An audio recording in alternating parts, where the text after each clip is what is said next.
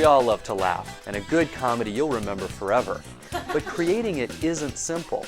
Successful storytellers, including William Shakespeare, all build comedies from the same set of building blocks. So did Shakespeare invent these building blocks all on his own? Well, he didn't invent the building blocks, but he was a master at taking these comedic ingredients and serving them in new ways.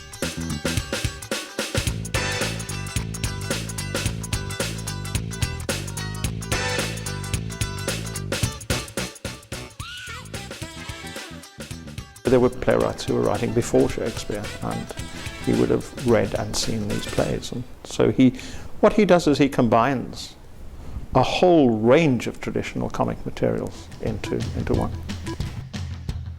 The Folger Shakespeare Library is an institution that includes reading rooms open to scholars as well as public spaces. We're going to get a special look at the books Shakespeare would have used when learning the building blocks of comedy.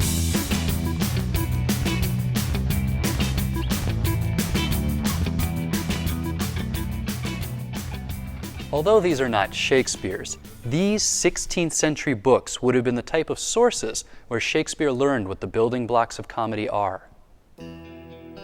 As a child at school, Shakespeare would have read comedies by the ancient Roman playwright Plautus, who lived 254 BCE to 184 BCE. This edition from 1595 features many of the comic elements in Shakespeare's A Comedy of Errors: twins, mistaken identities, puns and clever wordplay, and comic servants who try to solve their master's problems. To dinner, I from my mistress come to you in post. If I return, I shall be post indeed, for she will scour your faults upon my plate. One of the basic building blocks that A Comedy of Errors uses is the stock character. These are quickly recognizable characters that fall into categories, like the love-struck boy or girl, the boastful soldier, and the ridiculous doctor or professor. In a teen comedy, you will recognize the jock, the cheerleader, or the know-it-all. Other building blocks of comedy include stock plot devices, like mistaken identity or farce.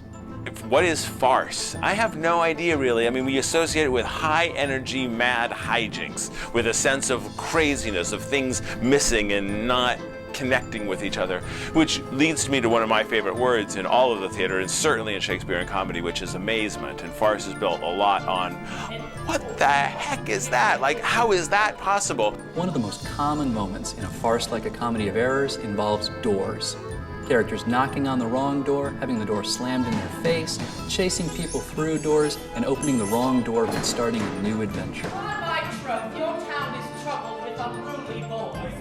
There's a handful of devices that Shakespeare uses over and over and over again, and mistaken identity is certainly one of them. The gold I gave in charge to this. To me, sir, why you gave no gold to me? Now, that's kind of Christian nonsense. And it brings up core questions of who are we?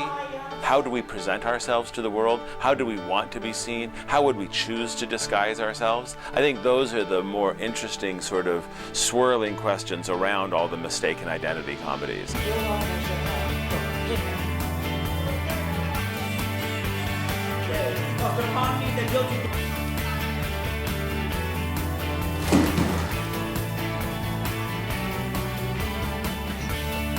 Shakespeare learned these tools from other writers and took them to new heights. You've seen them in every comic movie and in every sitcom. We watch and see Shakespeare's plays today so that we too can learn and laugh. So the next time you see your favorite comedy, whatever that may be, look for these stock devices. Spake he so doubtfully that couldst not feel his meaning? Nay, he struck so plainly I could too well feel his blows.